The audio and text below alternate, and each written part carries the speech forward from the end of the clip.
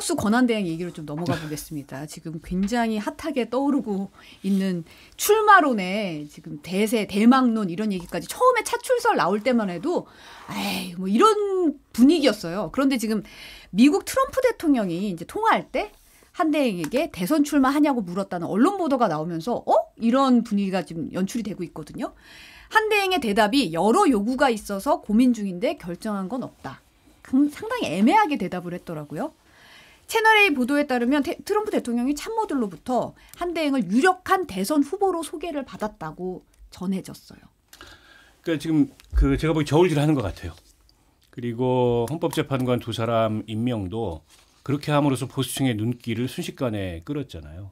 그게 원래 한덕수 스타일이 아니다. 한덕수 권한대행을 잘 아는 분들은 한덕수 총리가 오랜 관료 생활을 했기 때문에 어디까지 할 수 있고 어디까지 하면 안 되는 걸 모를 사람도 아니고 또 본인이 이제 그 처신에 있어서 그렇게 소신을 강하게 드러내거나 이런 스타일이 아니어서 저건 이제 결국 저 진영의 집단적인 의지가 반영된 거고 그걸 한덕수가 실행한 거 아니냐. 이미 내정돼 있던 걸 실행한 거 아니냐. 이런 평가가 많아요. 왜 했을까? 왜 마지막까지 저런 충성심을 보여서 이 논란을 빚을까? 그거는 이제 정치적 의도나 욕망이 아니고 해석이 안 된다. 이렇게 보는 것 같고 오늘 또 다른 보도를 보니까 언론사 기자한테 동아일보 기자한테 질문을 하니까 그런 일이 생기면 알려드리겠다 이렇게 얘기했다는 거예요. 그런 일이 생기지 않을 거다. 나 출마 안 한다 이게 아니고. 그 전에 뭐 대선에 디귿자도 꺼내지 마라 이 톤이랑은 좀 달라진 거잖아요. 그러니까 이건 저울질인데요. 주변에서 계속 이제 뭐 이른바 뻔뿌질하고 그러면 사람이 그 정치권에 용어가 있습니다. 난가병이라고. 자다가 일어나서 난가 이런 생각이 드는 거예요.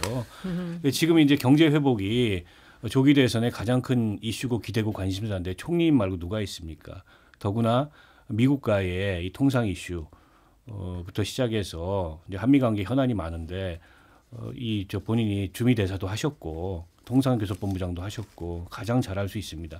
그러니까 우리가 프레임을 확 바꿔가지고 지금 내란 종식 이런 민주당의 프레임이 아니고 경제를 회복하고 민생을 살리겠다 이런 프레임으로 접근하면 충분히 해볼 만합니다. 주변에서 얼마나 부추기겠어요. 그러나 이제 국민의힘의 경선은 시작이 됐고 후보 등록을 이제 월 화요일 날 하잖아요. 여기에 올라타는 건 어려워졌어요. 그러면 이제 굉장한 특혜를 부여해야 되는데 그 국민의힘의 다른 주자들이 가만히 있겠습니까? 그래서 나오는 해석이 5월 4일이 공직사퇴 시한이기 때문에 그때까지 별도의 이제 대선 행보를 하다가 국민의힘 후보하고 단일하지 않겠나 이런 관측이 나와요. 근데 선을 안 긋잖아요, 본인이. 이 정도 얘기가 나오고 국민의힘의 뭐 의원들이 찾아오고 이러면 안 할 거면 선을 확실히 그어야 돼요. 그래야 대선의 관리자로서 공정성의 의심을 안 받는데 이제는 대선 관리자로서 공정성의 의심을 받게 돼버렸어요. 그러니까 저는 한덕수 총리가 대선 관리하는 거 개인적으로 반대합니다. 그러면 저분 뭐 탄핵 소추를 하든가 해가지고 배제해야 돼요. 저 정도 상황이면. 오히려 근데 탄핵 소추되면은 아니 그게 딜레마죠. 않을까요? 탄핵 소추하면은 한덕수한테 꽃길 깔아주는 거여서 민주당도 망설이는 거죠. 근데 지금까지의 저 스탠스는 저울질하는 겁니다. 제가 보기에는 출마할 가능성도 상당히 있어 보인다. 어제 오늘 상황을 보니까 그런 것 같아요. 근데 만약에 진짜 출마할 생각이 조금씩 늘어나긴 하는 것 같은데 관료 출신들의 특징이 뭐냐면은 그 뭐라 그럽니까 그 장고를 하다가 악수를 두는 게 아니라 그냥 확 던져버리는 경우가 많아요. 그래서 기억나세요? 박근혜 전 대통령 탄핵돼 가지고 갑자기 황교안 권한대행이 부각됐었어요. 네. 왜냐하면 반기문 카드가 이제 좌절이 되면서 그래갖고 이제 뭐 황교안 그러면서 사람들은 특히 우파에 있는 사람들은 생각보다 곧잘하네. 차라리 저런 참신한 카드가 낫겠어 하는데 본인이 이리 재고 저리 재고 하다가 안 한다고 해버려가지고 오히려 당시에 보수 정당의 대선의 김을 그냥 팍 세게 만드는 그런 일도 있었거든요. 근데 지금 한덕수 권한대행의 경우는 은쟁반에다 이렇게 해가지고 깔아주면 내가 못할 이유가 없지. 너도 했는데 너보단 내가 낫지. 여러 가지 전문성이라든지 경력이라든지 영어 구사 능력이라든지 네트워킹이라든지 거기다 관운을 봐. 나는 탄핵이 되다가도 다시 살아나온 사람이야. 뭐 이렇게 생각할 수 있을지 모르겠는데 그런데 우리나라 정치판은요. 정말 민심이 좌우하는 일이기 때문에 그렇게 공학적으로 움직이지는 않더라고요. 앞서 이제 의원님이 반기문 전 총장 말씀을 해주셨는데 이제 검증되지 않은 이런 그 대선 출마자의 뭐랄까요 그 예정된 실패 이걸 딱 보여준 게 반기문이었죠. 14일 만에 다 그렇게 됐습니다. 그러니까 비슷한 사실은 경로를 걸어왔던 분이에요. 물론 이제 반 총장은 더더욱 이렇게 뭐랄까요 환상이 많이 끼어 있었지만 저는 한 총리께 좀 드리고 싶은 말씀이 자중자애하시라. 그 마이크 타이슨이 했던 유명한 그 문구가 있습니다. 누구에게나 계획은 있다. 한 대 쳐맞기 전까지는. 그래서 제가 보기엔 자중자애하시는 게 지금까지의 50년 관료 경력을 보존하고 마무리를 아름답게 하는 모습 이미 아름답지 않아요. 이미 그 내란 그 어떻게 보면 연루자였기 때문에 수사를 받을 수 있고 자칫하면 이제 피고인이 전환될 수도 있는 그런 위험성이 있는데 이거를 대선 출마로 돌파하겠다. 불행해질 수 있다. 이런 말씀을 드리고 싶고요. 그러니까 윤석열 전 대통령으로 인해서 대선 후보의 뭐 퀄리티랄까 인간적 기준이랄까 이런 게 많이 낮아져서 누구나 지금 욕심을 낼 만한데 그래도 지금까지 비교적 좋은 경력을 관리하면서 잘 살아왔잖아요.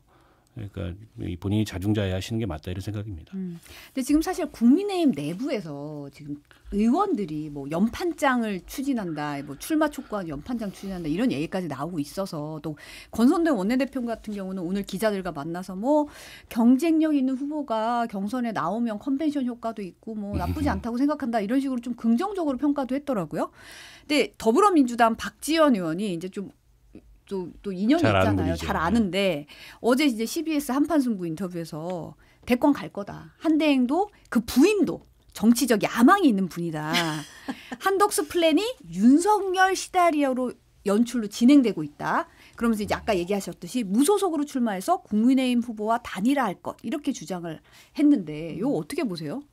아니 그래서 지금 보면은 그 보수 지지자들 중에 지금 이제 막 후보가 난립하잖아요. 18용, 20용 해가면서. 근데 이제 아마 그 제 얘기가 아니고 보수 지지자들 입장에서는 고만고만하다고 생각을 하는 것 같아요. 그러다 보니까 지금 우리 민생과 경제에도 어렵고 그 대내외적인 도전이 많은데 차라리 한덕수 같은 사람 어때라는 얘기들을 많이 하는 거는 사실이에요. 그런데 여기서 지금 괄목할 만한 인상을 주기 위해서는 일단 한덕수를 추대하는 게 친인 주도로 이루어진다라는 인상에서 벗어나야 돼요. 배후에 윤석열이 있다라는 거 이거는 애초부터 그러면 안 될 가능성이 굉장히 높다라는 것이고요.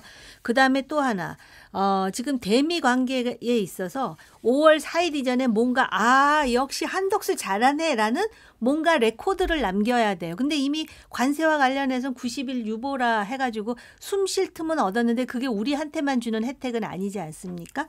그러니까 그런 부분에서 특히 많은 사람들이 요번에 한덕수가 전화해가지고 혹시 방위비에서 양보한 거 아니야?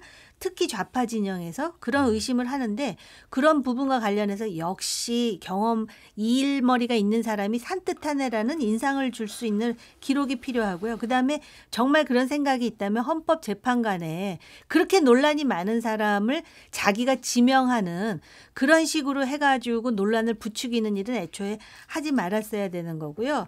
그리고 아마 이분이 후보로 뜨면 부인 얘기 많이 할걸요.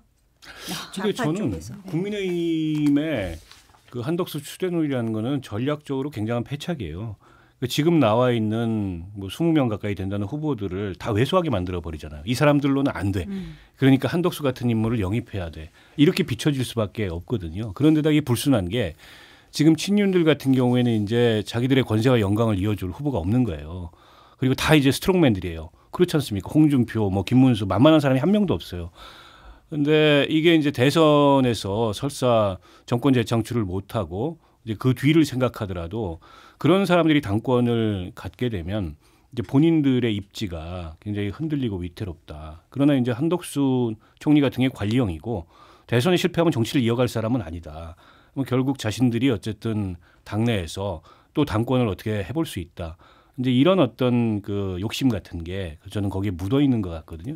그래서 저게 책임 있는 입장은 아닌 것 같고 그리고 한 총리 입장에서도 설사 본인이 나선다 하더라도 이를테면 윤심 후보라는 이미지를 쓰는 순간 그게 무슨 도움이 됩니까? 게다가 가뜩이나 이 정권의 형식적인 이인자였고 근데 내란 동조 혐의까지 받고 있는 마당에 이제 그런 윤심 후보라는 이미지를 쓰는 순간 본선의 경쟁력이 확 떨어지는 거잖아요.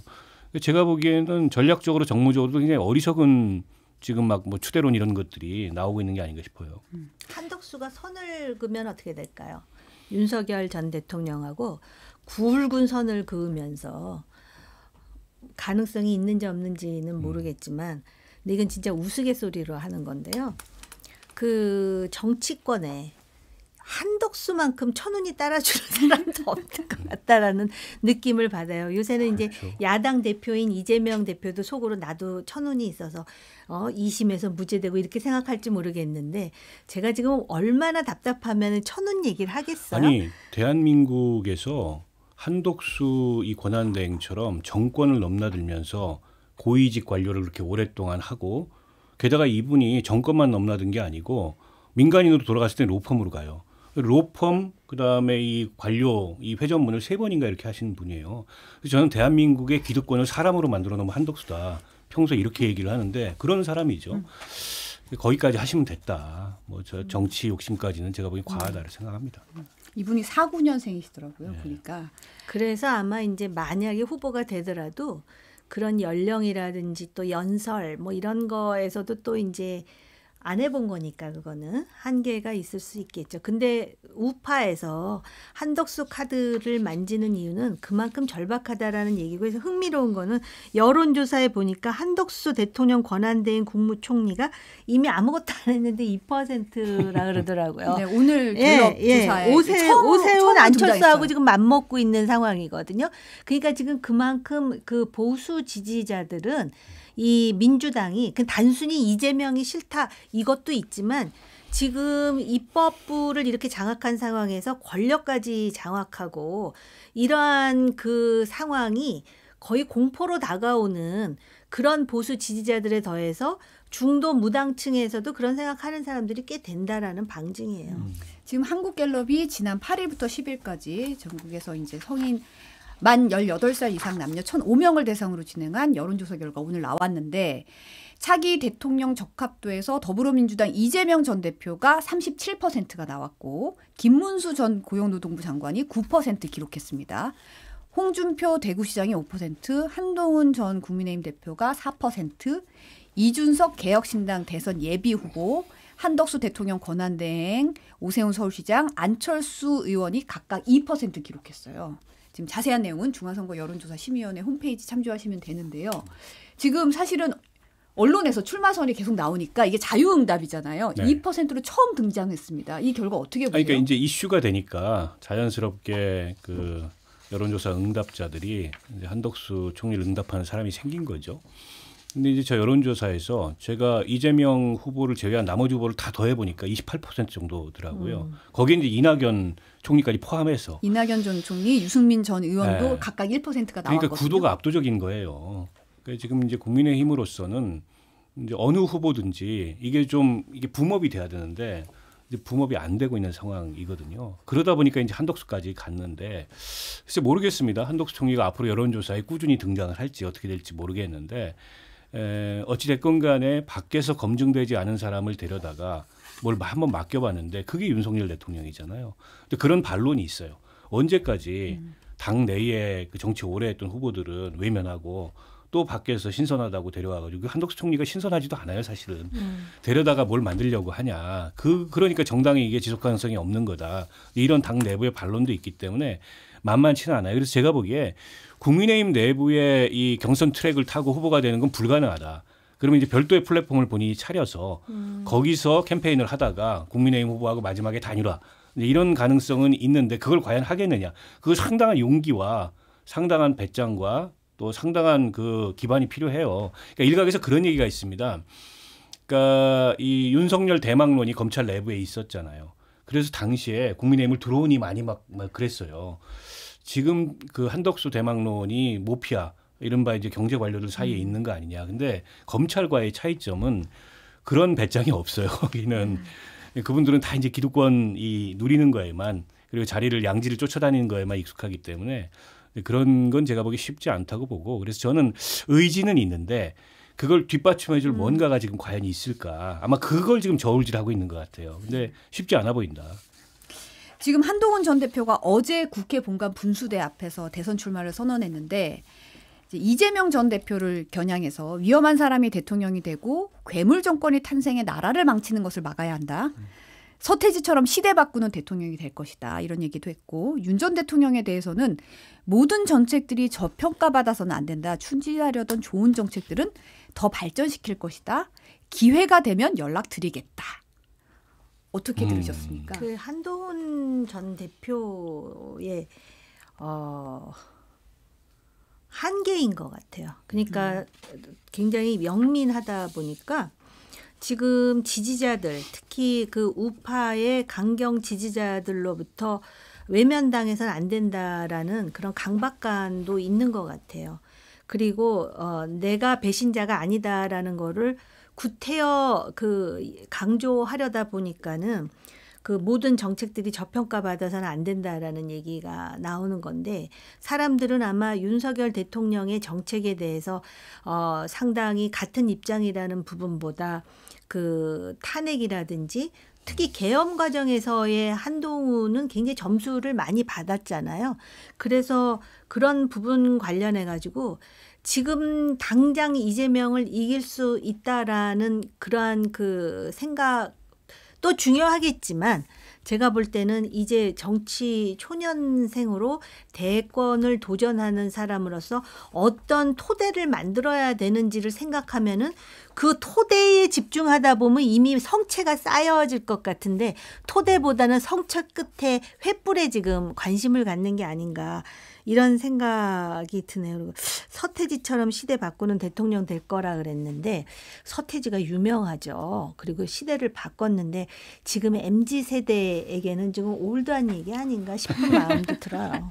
네, 그런 지적도 있더라고요. 네. 서태지가 웬 말이냐. 너무 예전 올드하다. 너무 그런 얘기도 있더라고요. 서태지 씨가 등장했을 때 제가 20대 초반이었습니다.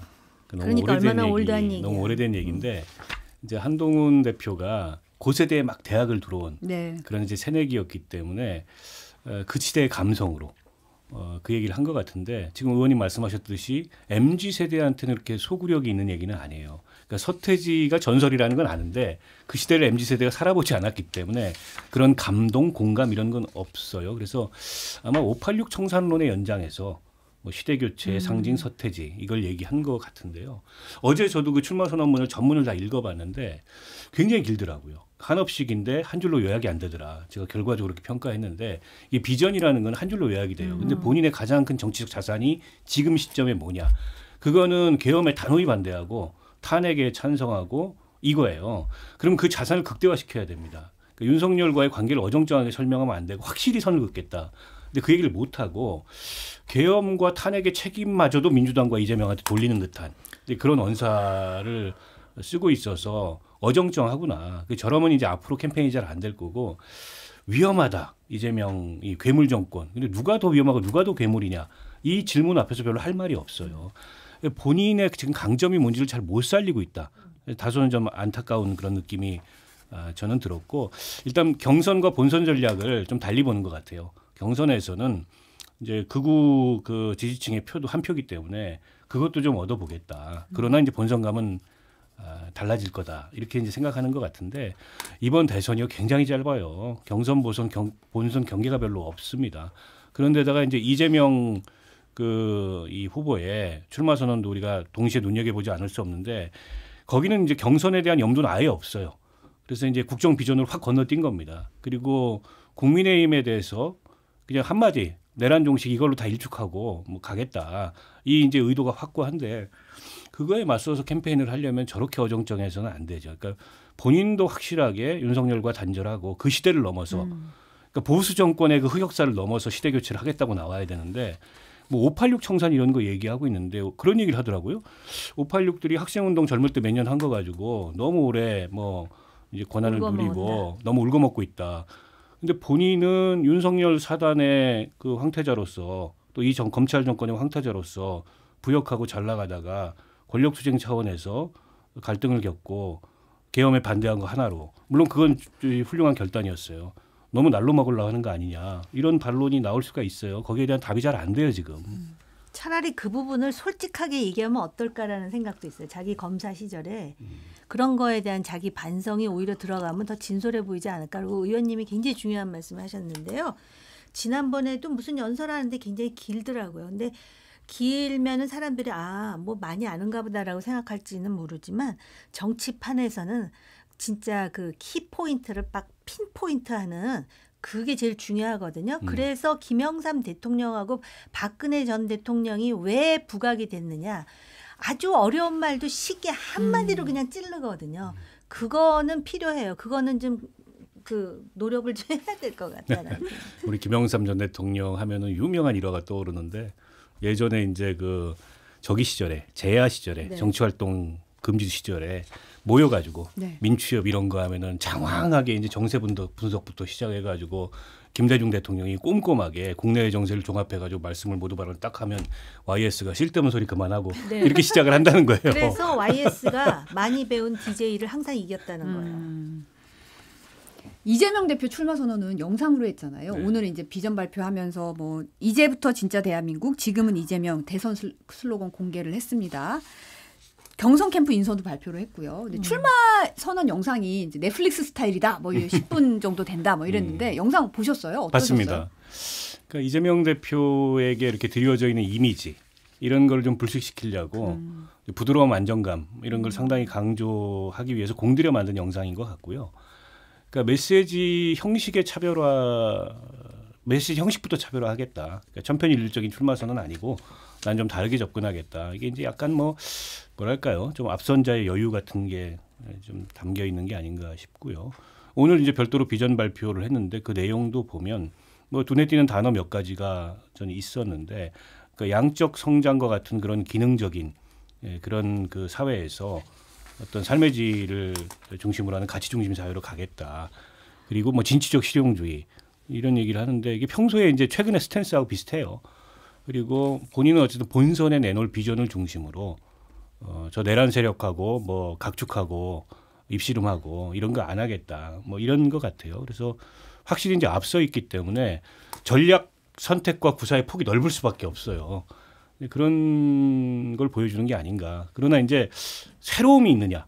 뭔가 한마디로 딱 압축될 수 있는 뭐가 있느냐. 그건 아직 모르겠어요. 좀 더 지켜봐야 될 것 같습니다.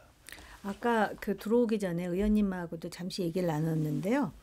그 인선을 할 때 굉장히 그 강경하고 자극적으로 이재명 대표를 옹호했던 정치인들은 의도적으로 좀 배제한 것 같아요. 그건 잘한 것 같아요. 왜냐하면은 그 사람들이 중도층에게 주는 부정적인 인식이 있거든요. 근데 이제 관전 포인트는 뭐냐면은 과연 다른 후보들 있잖아요. 경선 후보. 물론 지금 뭐 이재명 외에 다른 후보들을 눈여겨보겠다는 사람이 몇이나 될지 모르겠지만 과연 그 여타 후보를 돕겠다고 직접 나서는 금배지들이 몇 명이나 되는지는 그게 궁금해요. 김경수 전 지사 같은 경우에 뭐 고민정, 윤건영 거기는 뭐 완전 상수죠. 그거는 그리 갈 수밖에 없는 그런 사람들 외에 다른 후보들에게 과연 몇 사람이나 갈 수 있을까? 그 분위기 속에서. 그다음에 과연 이들이 이재명 대표에게 얼마나 공격적이고 그다음에 그 촌철살인 같은 그런 공세를 펼칠 수 있는가. 내년에 지방선거도 있고 그 2년 후에 총선도 있는데 그 가죽 벗겨진 사람들 많잖아요. 지난 총선 때. 그래서 그런 것을 제가 지금 눈여겨보고 있어요. 과연 지금 뭐 어떻게 보면 굉장히 기울어진 운동장에서 여유 있게 하고 있는데 한국의 자유민주주의, 정당 민주주의, 정당 발전, 한국 정치의 발전이라는 관점에서 그런 것도 굉장히 중요하거든요. 제가 한 말씀만 더 드리면, 그러니까 이재명 대표에 대한 어떤 그 두려움 내지는 거부감 여기에는 그러니까 이재명 후보가 당 대통령이 되면 이를테면 지금의 진영 정치 이런 게 더 극심해지지 않겠냐 갈등이 이런 게 있거든요. 그래서 당내 정치에 있어서도 또 진영 간 갈등에 있어서도 어떤 통합과 포용의 면모, 비전 이런 것들을 보여줄 건가. 그게 단지 빨간색이 파란색이 뭐가 중요하냐. 쥐만 잘 잡으면 됐지. 이런 레토릭으로 해소되지 않는 앞으로 그러면 이 진영 간의 갈등을 구체적으로 어떤 방법을 통해서 통합하고 해결하겠다. 그래서 제가 개헌 비전을 자꾸 말씀드리는 거예요. 근데 이제 이번에 우원식 의장이 제안했던 선 개헌론에는 선을 걷지만 그러면 이재명 개헌에 대해서는 어떤 입장일까 이런 것들이 좀 궁금하더라고요. 그 선을 걷다 그러셨잖아요. 근데 관전자가 볼 때 완전히 국회의장이 꼬리를 내릴 거죠 지금. 그러니까 그런 분위기가 근데 이제 언론 보도상으로는 이재명 전 대표도 사실은 어느 정도 개헌의 의지가 있었는데 지금 사실 우원식 국회의장도 헌법재판관 지명 때문에 바로 그냥 태세 전환이 된 것 같다는 생각도 들더라고요. 보면 누구나 다 개헌의 의지는 있다고 말은 하죠. 속보로 윤 전 대통령이 이제 다음 주 월요일에는 내란 우두머리 혐의로 이제 형사재판 첫 출석을 하게 되는데요. 법원이 지하 주차장으로 이제 출입을 허용했다는 속보가 들어왔다는 소식 알려드리면서 오늘 여기까지 하겠습니다.